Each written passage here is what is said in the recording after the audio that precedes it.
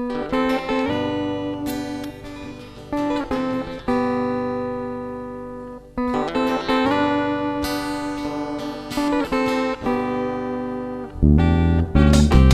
aho tovoka, leo ny mianatra, manderaka ny saina, mandrotrika ny aina. Leo aho leo fianarana, aiza ve isan'andro izao mandeha ny an-tsekoly, tsy mba misy izay mba hoe fotoana ialana voly. Leo aho, leo aho, leo aho, leo ty mianatra ity aho. Leo aho, leo aho,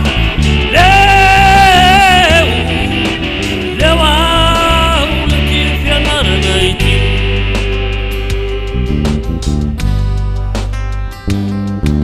Zavatra tsy haiko no atao ao an-dakilasy aho, makarary ny ando, manimba ny atodo. Leo tanteraka, raha tsy matematika de fizika, matera scientifique, philosophique, historique, géographique, olabiny gymnastique. Leo aho, leo aho, leo aho, leo ty mianatra ity aho. Leo aho, leo aho,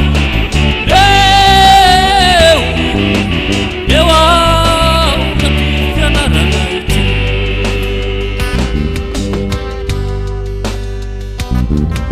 Papa o, mama o, avelao aho mba tsy hianatra, mandeha vetivety anosika sarety, rehefa riva de anao fety. Amboly aho iompy, kanakana sy akoho, omby, kisoa, alika sy amboa.